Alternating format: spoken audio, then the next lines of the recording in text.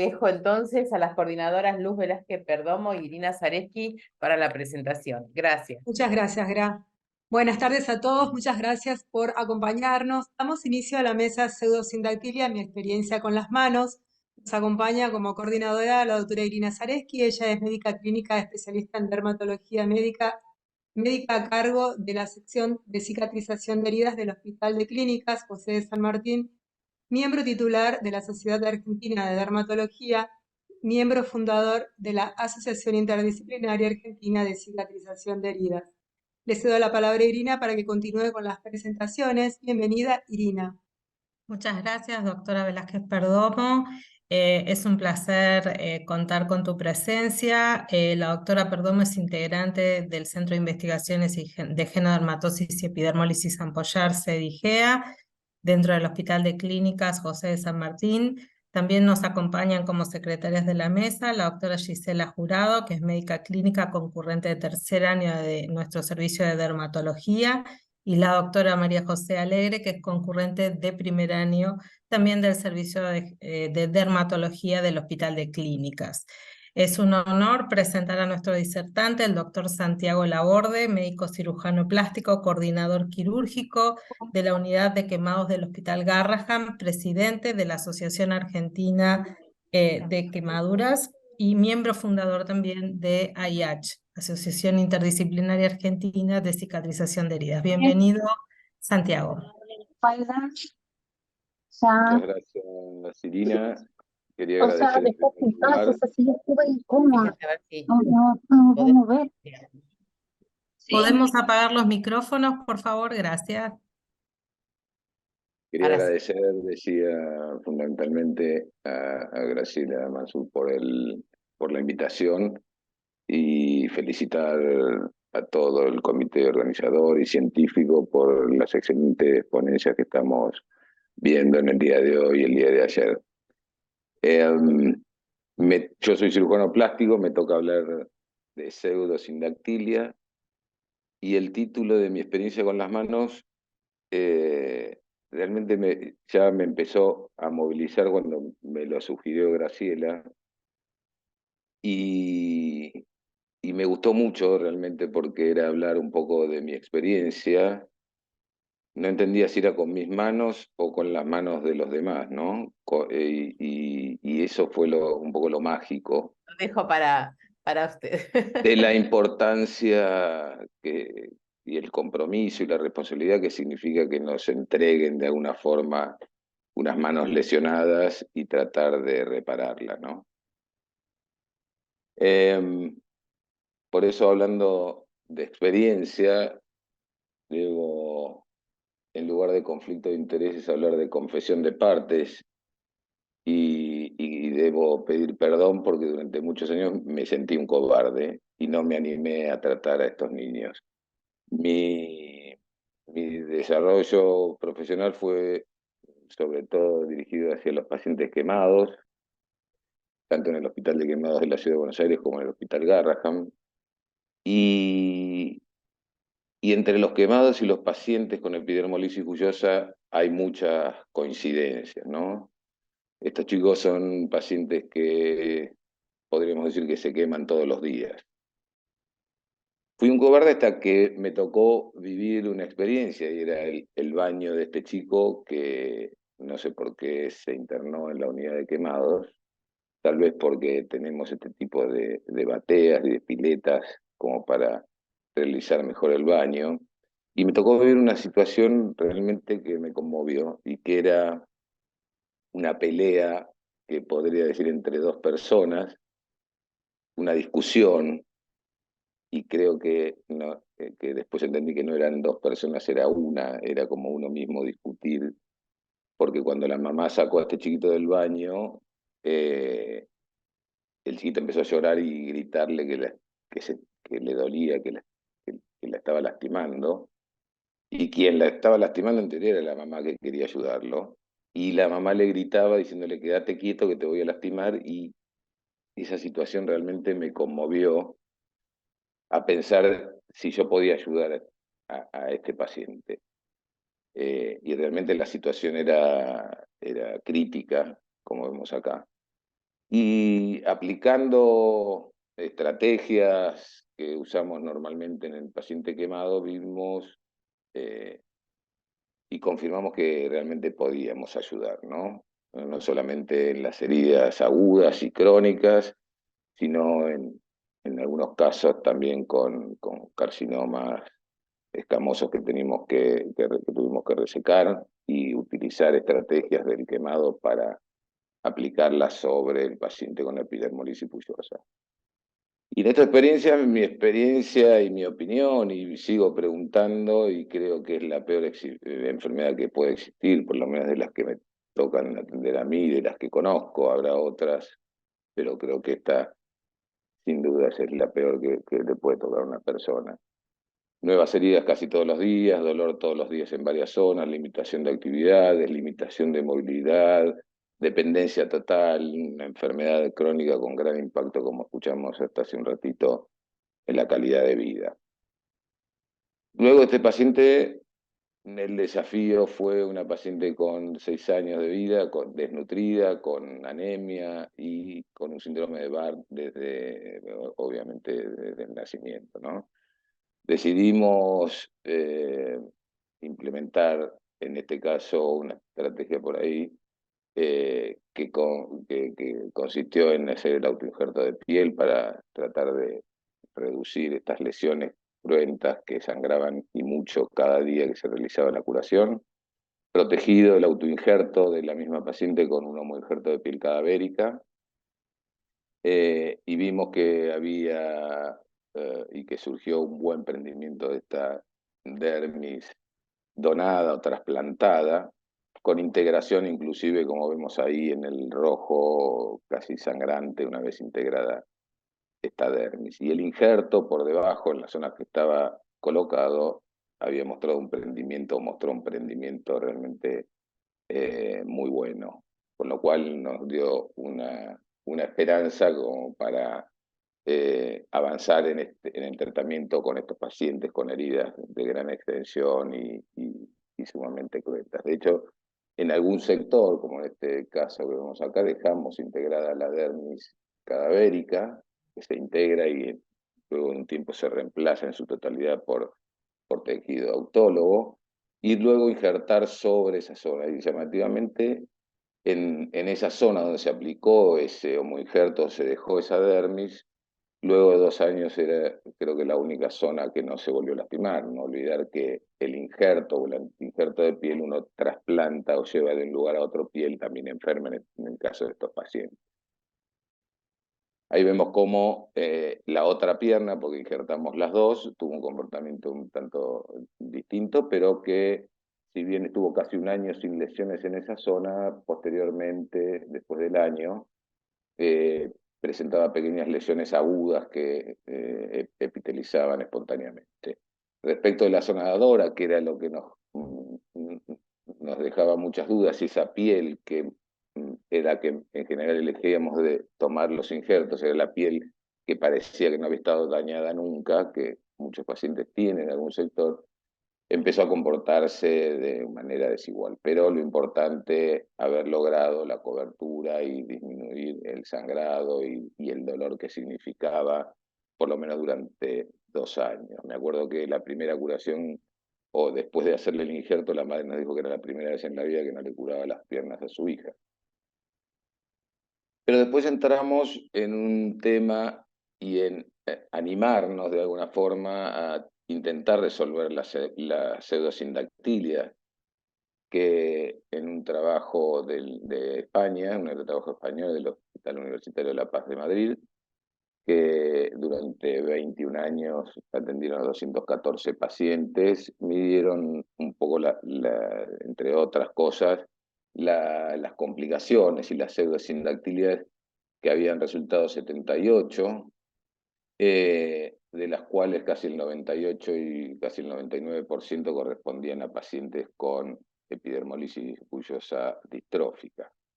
Las contracturas en flexión de los dedos y fusión digital son complicaciones realmente muy frecuentes en estos pacientes debido al uso diario de las manos, que están sujetas a la formación de ampollas, ulceraciones, que requieren de curaciones seriadas y diarias prácticamente, lo que puede provocar distintas cicatrices, incluso heridas sobre cicatrices. Y esto, conociendo las distintas fases de la etapa de la cicatrización, la primera inflamatoria, luego la proliferativa, pero la tercera, que habla de remodelación y contracción de la herida y de la cicatriz también, producto de la transformación y el reemplazo de fibroblastos por miofibroblastos que contienen citoplasma, en su citoplasma proteínas contráctiles como actina y miosina, tienen esa capacidad de contracción que lleva a la disminución de la superficie cruenta en caso de una herida y a la reducción y a la contracción también, lo que se llama retracción de la cicatriz, producto de la reducción concéntrica del tamaño de la misma. La pseudosindactilia, en una de las series más largas que fueron publicadas, aparecía como una de las complicaciones en el primer año de edad, en el 13 a 16% de los pacientes en el subtipo de la epidermolisis bullosa distrófica, ¿no? Grave. Y este porcentaje aumentaba a los 20 años al 98%. Quiere decir que es una patología o una complicación sumamente frecuente en estos pacientes con epidermolisis bullosa distrófica. Las retracciones que solemos observar son retracciones palmar dentro de la palma de la mano, reduciendo o generando una retracción entre un extremo y el otro, la retracción dígito-digital dentro del mismo dedo, la retracción dígito-palmar entre el dedo y la palma de la mano, y la pseudosindactilia propiamente dicha, que es la fusión o la unión entre los distintos dedos. Obviamente, como en toda evaluación prequirúrgica, pensando en la reparación de la sindactilia, sin duda que el equipo multidisciplinario comprometido es fundamental, ¿no? Nos enfrentamos a pacientes que muchas veces no estarían dentro de los parámetros normales como para realizar una cirugía reconstructiva. La desnutrición, la anemia, la lipoalbuminemia, osteoporosis, etcétera. Y el equipo multidisciplinario es fundamental para preparar al paciente para este tipo de cirugías. Y también el protagonismo del anestesista comprometido, debido a la presencia de ampollas en la boca o la posibilidad de lesiones, tanto en la colocación de la vía, en la elección del tipo de anestesia, con mascarilla o con tubo endotraqueal. Todos estos instrumentos tratamos de manejarlos con contacto indirecto con la piel. De todas formas, si las cirugías son digamos, prolongadas, requieren de la intubación del paciente sin ninguna duda. Hablando en sí ahora de la reconstrucción de la mano en el paciente con epidermolisis bullosa, tenemos distintas etapas. La primera es la de liberación, liberar la retracción, y en general solemos empezar por la retracción dígito-palmar. Primero una incisión en la cubierta epidérmica, cicatrizal, pero fina, y la separación de adherencias en las puntas de los dedos y las palmas para tratar de revertir esa retracción dígito-palmar y dígito-digital. Muchas veces, una vez que incidimos en la primera incisión de separación, después con maniobras cuidadosas por tracción, controlada obviamente. Después la liberación o sea, la liberación de retracciones entre el mismo dedo, la dígito-digital, como vemos ahí, incidiendo en general en las zonas de pliegue, en la unión interfalángica, tanto proximal como digital, y realizando una tracción muy cuidadosa para lograr la liberación de las adherencias.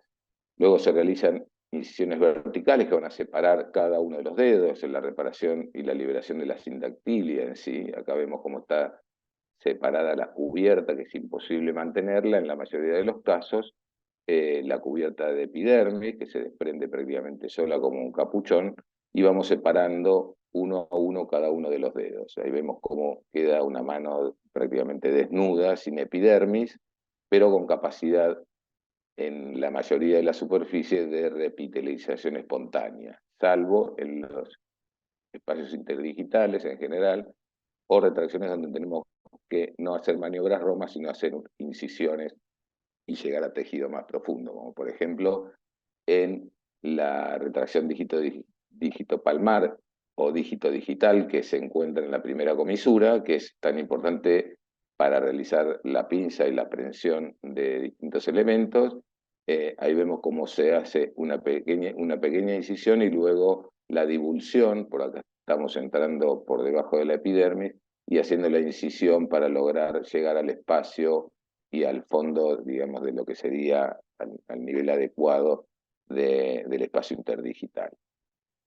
Dependiendo del grado de retracción, el acortamiento de los vasos, porque estos son pacientes que suelen tener muchos años los dedos retraídos, y eso lleva a que elementos vasculares y tendinosos tengan memoria y vuelvan intenten retraerse, debemos colocar una especie de clavijas, que lo hacemos lo más delicado posible, y para reducir el daño con estas agujas 48, para lograr en esta etapa intraquirúrgica la elongación y la extensión de todos los dedos, trabajar con mayor facilidad y poder aplicar en caso de colocación de injertos y ver la vitalidad de los dedos en la máxima extensión, porque al elongarlo, al extenderlos, puede producirse elongación de pequeños vasos y reducir el flujo a nivel distal.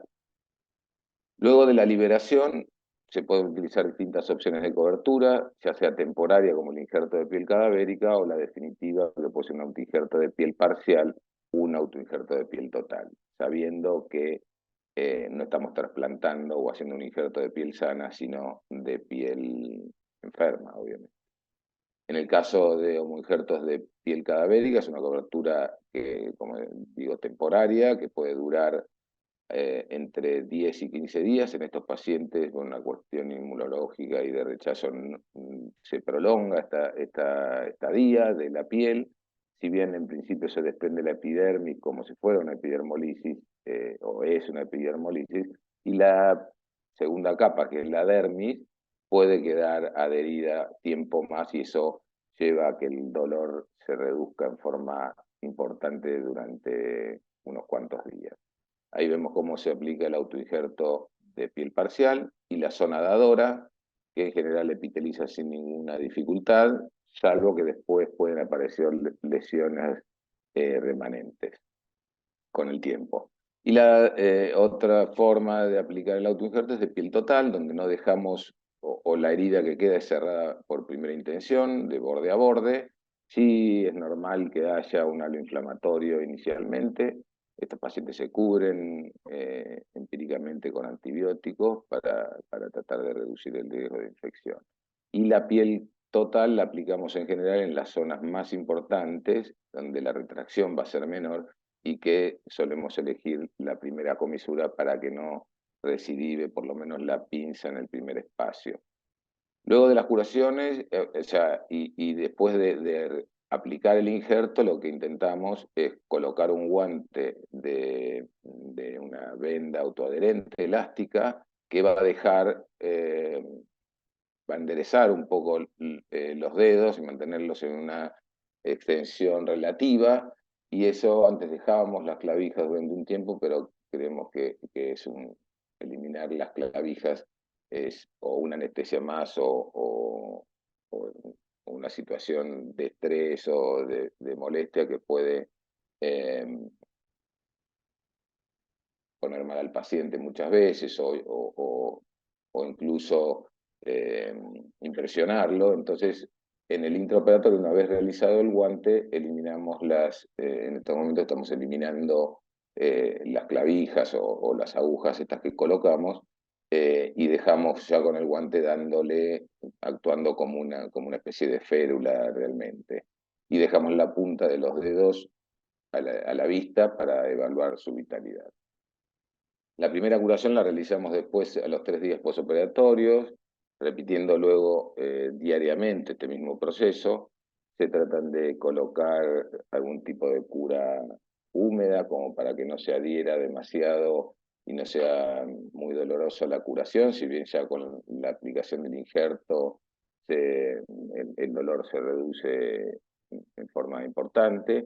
Y el guante autoadherente, que creo que uno de los protagonistas y lo fundamental tratamiento posterior de rehabilitación en los espacios interdigitales y en cada uno de los dedos. Y luego, con esto, como ven acá, sobreexigimos de alguna forma y vamos haciendo progresiva la extensión, una vez que el injerto está prendido. Podemos requerir en algunos pacientes el uso de férulas, más que nada para tratar de darle más ángulo al primer espacio interdigital, o si vemos que algún dedo es difícil de corregir en la extensión, usamos en forma progresiva férulas termomaleables. Vamos a ver algunos Santi, casos. ¿Sí? quedan 4 minutos. 4 minutos. Perfecto, muy bien. La retracción severa en un caso, que realicemos la liberación completa, el autoinjerto de piel parcial y total combinado, vemos ahí cómo el capuchón de lo que era la epidermis y la cicatriz, la liberación de todos los dedos, en este caso utilizamos piel total y piel parcial para ocupar el primer espacio, como les decía antes, y el resto de los dedos en su cara palmar. El vendaje como realizábamos y la eliminación posterior a la cirugía de las clavillas, así como en el posterior cercano a la cirugía, como intentamos darle forma a cada uno de los dedos y progresivamente cómo vamos logrando, haciendo hincapié en el primer espacio interdigital y viendo cómo la zona dadora va epitelizando en forma espontánea. El resultado que obtuvimos en este caso fue bastante aceptable. Vemos que algunas zonas, y como les decía antes, en los espacios interdigitales o en la liberación, en zonas más profundas, queda un lecho cruento que va epitelizando en forma progresiva. Y en este caso vemos la diferencia entre la mano operada y la no operada. La utilización del vendaje compresivo y autoadherente es fundamental, y en esto ya queda liberado a la utilización del paciente y a la realización por parte de la familia. Durante la internación y previo al alta le enseñamos, el personal de kinesiología le enseñan a los padres cómo realizar el guante, y después de unos días de que el paciente y el familiar logran hacer este guante, que va a ser lo importante, bajo la supervisación nuestra y de kinesiología, el paciente se va de alta. Vemos que al principio hay una ilusión, hasta de sacarse fotos de la mano nueva. Me sorprendió este paciente que todavía un poco anestesiado, cuando entró a la habitación para ver cómo estaba, se estaba dando un beso en la mano justo. En otro caso, de una cicatriz moderada, pero vemos que la cara palmar y una retracción dígito-palmar era importante, decidimos hacer hincapié en el injerto de piel total en esa zona. En otra retracción severa, en un caso muy grave, uno de los primeros, decidimos solamente hacer una reconstrucción parcial para darle la sujeción y la prensión con el primer espacio, y no poner en riesgo el resto de los dedos, que era una secuela de mucha evolución y difícil de mantener la vitalidad de los dedos. En este caso también la liberación de todos los dedos y la utilización del homoinjerto de piel cadavérica. Vamos a ver la progresión de cómo se va desvitalizando la epidermis, perdiéndose y quedando la dermis adherida, como en aquel paciente que le habíamos hecho un autoinjerto de piel con el síndrome de Barr. Y este es el resultado final. Y quería hacer los distintos gestos, le pido disculpas, pero tenía que darle el gusto al paciente de poder hacer todos los gestos que tenía ganas en ese momento. Y el último caso creo que es que le agregamos un colgajo, que es un poco novedoso también, al primer espacio, para darle más seguridad y más beneficio a esa primera comisura, y el procedimiento más o menos similar. La primera impresión, como les decía, y esto me sorprendió mucho, que era de ilusión y de asombro y de alegría y entusiasmo, pero después, posteriormente, en las primeras curaciones, noté como una especie no de rechazo, pero sí de una situación distinta, que no era tan buena como la que se ve inmediatamente. Y a pesar del muy buen resultado, una tercera reacción que es la negación de la mano. Parecería que no saben cómo usarla y no la usan. Y en eso hay un trabajo, o tiene que haber un trabajo de la familia, nuestra, y de la adaptación, porque posiblemente no les figure dentro del esquema corporal esa mano distinta a la que están acostumbrados a hacer. Y muchos, y preguntando si valió la pena, que es un poco una de las preguntas claves, todos dicen que sí, los padres, sin ninguna duda. Los chicos, algunos dicen que sí y otros dicen que no saben, porque esa mano es la que no están acostumbrados a usar y no saben cómo usarla. Eso llevará una etapa. Nosotros, a pesar de tener varios casos, creo que más de 10 a esta altura, nos falta aprender mucho también, ¿no? Y mucho desde este punto de vista. Creo que es importante dedicar un tiempo El al anterior. principio para lograr la confianza del paciente y así luego puedan entregar sus manos un poco para tratar de mejorar, y que para nosotros es realmente un honor y un agrado poder hacerlo. Muchas gracias.